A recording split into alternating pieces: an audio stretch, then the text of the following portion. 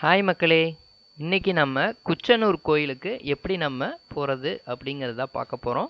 இந்த வீடியோ வந்து ஃபுல்லாக பாருங்கள். வாங்க வீடியோக்குள்ளே போகலாம். குச்சனூர் அப்படிங்கிற இந்த இடம் எங்கே இருக்குது அப்படின்னு பார்த்தீங்கன்னா, நமக்கு மேற்கு தொடர்ச்சி மலை அப்படின்னு சொல்கிறோம் இல்லையா, அந்த மலைக்கு பக்கத்தில் தான் இந்த குச்சனூர் அப்படிங்கிற இடம் இருக்குது. இந்த வீடியோ பார்க்குறவங்களுக்கு தெரிஞ்சிருக்கும், குச்சனூர் அப்படிங்கிறது ஒரு சனி பகவானுக்கு உகந்த ஒரு கோயிலாக இருக்குது. இப்போ இந்த இடம் எதுக்கு பக்கத்தில் அப்படின்னு பார்த்தீங்கன்னா, நம்ம தேனி அப்படின்னு சொல்கிறோம் இல்லையா, இந்த தேனிங்கிற ஊருக்கு பக்கத்தில் ஒரு 24 கிலோமீட்டர் பக்கத்தில் தான் வந்து இந்த குச்சனூர் அப்படிங்கிற இந்த ஸ்தலம் இருக்குது. நிறைய பேர் நினச்சிட்டு இருக்கோம், நமக்கு திருநள்ளாறு அப்படிங்கிற ஸ்தலம் மட்டும்தான் சனி பகவானுக்கு உகந்ததான்னு நினைக்கிறோம். ஆனால் குச்சனூர் அப்படிங்கிற ஸ்தலமும் ரொம்ப ஒரு முக்கியமான ஸ்தலமாக இருக்குது. இது அந்த கொங்கு மண்டலத்தில் இருக்கிறவங்களுக்கு நிறைய பேர்த்துக்கு தெரிஞ்சிருக்கும். திண்டுக்கல், கோயம்புத்தூர் இந்த சைடில் இருக்கிறவங்களுக்கு. சரி, இப்போ இந்த கோயிலுக்கு எப்படி நம்ம போகிறது? பஸ்ஸுலேனாலும் சரி, இல்லை ட்ரெயின்லேனாலும் சரி, இல்லை ஃப்ளைட்லேனாலும் சரி, எப்படி போகிறது அப்படிங்கிறத நம்ம பார்க்கலாம். ஸோ நான் ஆல்ரெடி சொன்னபடி இந்த கோயில் வந்து தேனிக்கு பக்கத்தில் இருக்கும்போது நம்ம தேனி ரயில்வே ஸ்டேஷனை நம்ம ட்ரெயினில் போகிறவங்க பயன்படுத்திக்கலாம். இப்போ இந்த தேனி ரயில்வே ஸ்டேஷனுக்கும் தேனி பஸ் ஸ்டாண்டுக்கும் ரொம்ப பெரிய தூரம் இல்லை. தேனி ரயில்வே ஸ்டேஷனுக்கும் குச்சனூருக்கும் ரொம்ப பெரிய தூரம் அப்படின்னு பார்த்தீங்கன்னா ஒரு 20 கிலோமீட்டர் தூரத்தில் தான் இருக்குது. ஒரு அரை மணி நேரம் ட்ராவல் பண்ண முடியும். இதே வந்து இந்த பக்கம் இன்னொரு ரயில்வே ஸ்டேஷன் அப்படின்னு எடுத்துக்கிட்டிங்கன்னா போடி நாயக்கனூர் ரயில்வே ஸ்டேஷன் சொல்லலாம். ஸோ அதுவும் பார்த்தீங்கன்னா கிட்டத்தட்ட உங்களுக்கு ஒரு 20 கிலோமீட்டர் தூரத்தில் தான் இருக்குது. ஆனால் எப்படி நீங்கள் பார்த்தாலுமே தேனிங்கிறது உங்களுக்கு கிட்ட. ஸோ அதனால் தேனி நீங்கள் ட்ராக் பண்ணி வந்தீங்க அப்படின்னா நீங்கள் வந்து குச்சனூருக்கு சீக்கிரம் வந்துட முடியும். உங்களுக்கு பெரும்பாலான ஊர், அதாவது நீங்கள் மதுரையிலேருந்து சரி, இல்லை திண்டுக்கல்லேருந்து சரி, இல்லை கோயம்புத்தூரில் இருந்தும் சரி, உங்களுக்கு தேனிக்கு நிறைய பஸ்ஸஸ் வந்து ஃபெசிலிட்டிஸ் நிறைய இருக்குது. நீங்கள் அங்கேருந்து தேனியிலேருந்து குச்சனூர் வரத்துக்கு லோக்கல் பஸ்ஸஸ் இருக்குது. அது போக லோக்கல் ஆட்டோ, அதுக்கப்புறம் கேபு அந்த மாதிரி இருக்குது. அதை நீங்கள் பயன்படுத்தி குச்சனூருக்கு வந்துடலாம். சரி, இப்போ நீங்கள் ட்ரெயின் பார்த்துட்டோம், பஸ் பார்த்துட்டோம். இப்போ நீங்கள் ஃப்ளைட்லேருந்து நீங்கள் வரீங்க அப்படின்னா நீங்கள் மதுரை ஏர்போர்ட் இருக்கு இல்லையா, மதுரை ஏர்போர்ட்லேருந்து நீங்கள் வந்தீங்கன்னா உங்களுக்கு அதிகபட்சம் ஒரு 110 கிலோமீட்டர். நீங்கள் கேப் இது மாதிரி எடுத்துகிட்டு வரீங்க அப்படின்னா அதிகபட்சம் ஒரு 2.5 மணி நேரத்தில் நீங்கள் வந்துடலாம். இன்னொரு ரூட் அப்படின்னு பார்த்தீங்கன்னா, நீங்கள் ஃப்ளைட்டில் வராமல் பஸ்ஸில் வந்தீங்கன்னா திண்டுக்கல் அப்படிங்கிற ஒரு ஜங்ஷன்லேருந்து நீங்கள் கனெக்ட் பண்ணி வந்தீங்கன்னா நீங்கள் ஒரு 100 கிலோமீட்டர் தூரத்தில் நீங்கள் இந்த குச்சனூர் வந்து சேர்ந்துட முடியும். அங்கேருந்து திண்டுக்கல்லேருந்து தேனி வந்துட்டு தேனிலேருந்து நீங்கள் குச்சனூருக்கு வரலாம். இல்லை திண்டுக்கல்லேருந்து சில டைமிங்க்கு குச்சனூருக்கு பஸ்ஸஸ் இருக்குது. சரி, இப்போ இந்த கோயிலுக்கு நீங்கள் சென்னையிலேருந்து வரீங்க அப்படின்னா சென்னையிலேருந்து உங்களுக்கு இருக்கக்கூடிய வாய்ப்புகள் என்னென்னா, ஒரு ட்ரெயின், அதாவது ட்ரெயின் நம்பர் சென்னையிலேருந்து போடி நாயக்கனூர் வரக்கூடிய ட்ரெயின். இந்த ட்ரெயின் அப்படின்னு பார்த்தீங்கன்னா உங்களுக்கு வந்துட்டு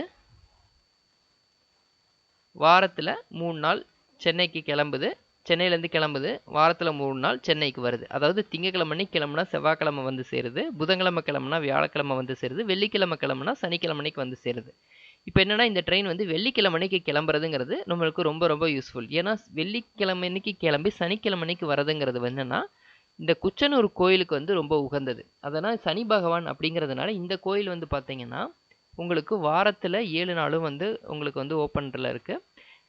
சனிக்கிழமையை தவிர திங்கக்கிழமையிலேருந்து வெள்ளிக்கிழமை வரைக்கும் இந்த கோயில் வந்துட்டு, சனிக்கிழமையை தவிர மீதி நாட்களில் உங்களுக்கு வந்துட்டு காலையில் 7 மணிலேருந்து ஓப்பன் பண்ணி மத்தியானம் 1 மணி வரைக்கும், அதுக்கப்புறம் 4:30 மணிக்கு ஓப்பன் பண்ணி 8 மணி வரைக்கும் இருக்குது.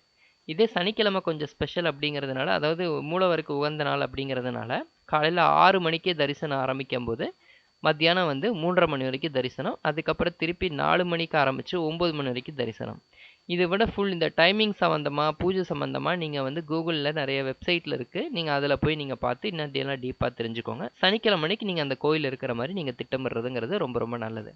இப்போ அந்த வகையில் நீங்கள் பார்க்கும்போது நீங்கள் சென்னையிலேருந்து கிளம்புற அந்த ட்ரெயினில் ஏறிட்டிங்கன்னா நீங்கள் காலையில் வந்து தேனி வந்துட்டு, இல்லை தேனியில் இறங்க மறந்துட்டிங்கன்னா போடி நாயக்கனூர் வந்துட்டு கூட நீங்கள் அங்கேருந்து நீங்கள் வந்து கோயிலுக்கு நீங்கள் போக முடியும். முடிஞ்சளவு தேனியில் இறங்குங்க, ரொம்ப ரொம்ப ஈஸி. ஈவன் போடி நாயக்கனூரில் இறங்கினா கூட அங்கேருந்து சில பஸ்ஸஸ், முக்கியமான பஸ்ஸஸ் எல்லாமே வந்து தேனி வழியாக தான் வருது.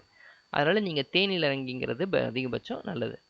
இதே நீங்கள் கரூர், அதுக்கப்புறம் நாமக்கல், சேலம் இந்த பக்கத்துலேருந்து வர மக்களாக இருந்தீங்கன்னா உங்களுக்கு வந்து டைரெக்டாக உங்களுக்கு அந்த ட்ரெயின் இருக்குது. அந்த ட்ரெயினையே நீங்கள் யூஸ் பண்ணி வந்துட்டிங்கன்னா நீங்கள் அழகாக இந்த கோயிலுக்கு வந்து நீங்கள் வந்துட முடியும். சரி, இப்போ இந்த கோயிலுக்கு அந்த ட்ரெயினை தவிர வேறு எந்த ட்ரெயினும் இல்லையா அப்படின்னு கேட்டிங்கன்னா, இந்த ஊருக்கு வந்து பார்த்தீங்கன்னா மொத்தமாக வந்துட்டு உங்களுக்கு 2 ட்ரெயின் வருது, 2 ட்ரெயின் போகுது. அதாவது என்னன்னா, மதுரையிலேருந்து 2 ட்ரெயின் வருது. அதாவது மதுரையிலேருந்து காலையில ஒரு ட்ரெயின் வருது. அந்த ட்ரெயின் திருப்பி ரிட்டர்ன் போகுது. சென்னையிலேருந்து ஒரு ட்ரெயின் வருது. திருப்பி ரிட்டர்ன் போகுது. மொத்தமாவே வந்து தேனிக்கு வரது 2 ட்ரெயின். அந்த ட்ரெயின் அப்படியே ரிட்டர்ன் போறது 2 ட்ரெயின். போடிநாயக்கனூருக்கு. ஆக நீங்க வந்து சென்னை ட்ரெயினை விட்டுட்டீங்கன்னா கூட, ஈவன் நீங்க மதுரை ட்ரெயின்ல நீங்க வரணும். மதுரையிலேருந்து நீங்க வரீங்க அப்படின்னா, நீங்க மதுரையிலேருந்து வரும்போது காலையில 8:30 மணிக்கு நீங்க ஏறுனீங்கன்னா, தேனிக்கு வந்து காலையில 9:30 மணிக்கு வருது. நீங்க பஸ்ஸில வர்றதுனால டைரக்ட்டா வந்துரலாம். இல்ல ட்ரெயின்ல வர்றதுன்னா இந்த ட்ரெயினை பயன்படுத்திக்கோங்க. நீங்க 8:30 மணிக்கு நீங்க வந்து மதுரையிலேருந்து கிளம்புது இந்த ட்ரெயின். அப்ப நீங்க 8:30 மணிக்குன்னா, நீங்க சென்னையிலேருந்து கிளம்பும்போது நீங்க சென்னையிலேருந்து கிளம்பும்போது 8:30 மணிக்கு முன்னாடி இந்த ட்ரெயின் கிளம்புற மாரி பார்த்துக்கோங்க. அப்ப நீங்க வந்து சென்னையிலேருந்து போடிநாயக்கனூர் ட்ரெயின் அந்த ட்ரெயின்ல வரலாம். அந்த ட்ரெயின் டைரக்ட்டாவே தேனி போயிரலாம். அப்படி இல்லாட்டி தாம்பரம்லேருந்து மதுரை சூப்பர் ஃபாஸ்ட் வர அந்த ட்ரெயின் வாரத்தில சனிக்கிழமையும் ஞாயித்துக்கிழமையும், வெள்ளிக்கிழமையும் நீங்க கிளம்புனீங்கன்னா, அடுத்த நாள் காலையில நீங்க வந்துர முடியும். அப்படி இல்லாட்டி பாண்டியன் சூப்பர் ஃபாஸ்ட் காலையில ஏறிட்டு மதுரையில காலையில 5:30 மணிக்கு வந்து இறங்குனீங்கன்னா, நீங்க அதுக்கப்புறம் நீங்க டைரக்ட்டா பஸ் புடிச்சு கொஞ்சம் ஏர்லியராவும் போலாம். இல்ல அங்கருந்து நீங்க ரெஃப்ரெஷ் ஆயிட்டு அந்த லோக்கல் ட்ரெயின புடிச்சு நீங்க அந்த டைமிங்க்கும் போலாம். ஸோ உங்களுக்கு நெறைய வாய்ப்புகள் இருக்கு. ஸோ மதுரை ட்ரெயின்ல அந்த ட்ரெயின்ல பயன்படுத்தி நீங்க வந்துட்டீங்கன்னா, ரொம்ப ஈஸியாவும் வந்துரலாம் நீங்க. இதே வந்துட்டு நீங்க வந்து சென்னையிலேருந்து வரவங்க சரி, அது பக்கத்துல சுத்தி இருக்கக்கூடிய காஞ்சிபுரம், இல்ல நீங்க வேலூர், அரக்கோணம், இல்ல திருவள்ளூர் இந்த பக்கம் மக்களா இருந்தீங்கன்னா, நீங்க முடிஞ்ச அளவு வந்து அந்த போடிநாயக்கனூர் ட்ரெயின பயன்படுத்திக்கோங்க. அப்படி முடியாத பட்சத்துக்கு, நீங்க அங்கருந்து செங்கல்பட்டு, அப்படி இல்லாட்டி விழுப்புரம் வந்துட்டு நீங்க வந்து அந்த மதுரை வர ட்ரெயின புடிச்சிட்டீங்கன்னா, நீங்க மதுரையிலயோ இல்ல திண்டுக்கல்ல இருந்தோ நீங்க வந்து கோயிலுக்கு வந்துர முடியும். இதே நீங்க கோயம்புத்தூரை சேர்ந்தவங்களா இருந்தீங்கன்னா, நீங்க கோயம்புத்தூர்ல இருந்து உங்களுக்கு உங்களுக்கே தெரியும் நெறைய பஸ்ஸஸ் உங்களுக்கு இருக்கு. ஸோ தாராபுரம் வழியா, ஒட்டஞ்சத்திரம் வழியா நீங்க வந்தீங்கன்னா, ஒரு 4 மணி நேரத்தில நீங்க வந்து தேனி வந்துர முடியும் கோயம்புத்தூர்ல இருந்து. அதனால உங்களுக்கு அந்த ரூட் பத்தி பெருசா ஒரு அறிமுகம் தேவையில்ல.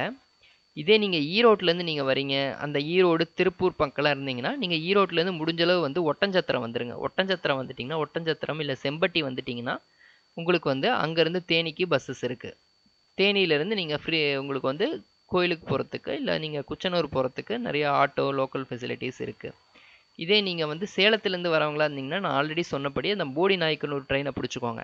சப்போஸ் அந்த ட்ரெயின நீங்க புடிக்க முடியாத பட்சத்தில, அங்கருந்து நீங்க வந்து திண்டுக்கல் உங்களுக்கான ட்ரெயின் அப்படின்னு பார்த்தீங்கன்னா, சேலத்திலேருந்து நீங்க திண்டுக்கல் வரதுக்கு நெறைய ட்ரெயின் இருக்கு.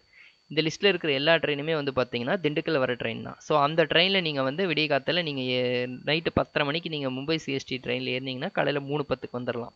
அப்படி இல்லாட்டி, நீங்க வந்து சென்ட்ரல்லேருந்து நாகர்கோவில் போற ட்ரெயின். அந்த ட்ரெயின்ல வாரத்தில சனிக்கிழமை அன்னைக்கு வருது. அந்த ட்ரெயின்ல நீங்க நைட்டு 12:05க்கு ஏறுனீங்கன்னா, காலையில 4:30க்கு திண்டுக்கல் வந்துரலாம். அங்கருந்து நீங்க வந்து ஒரு 2 மணி நேரத்தில நீங்க வந்து கோயிலுக்கு போயிற முடியும்.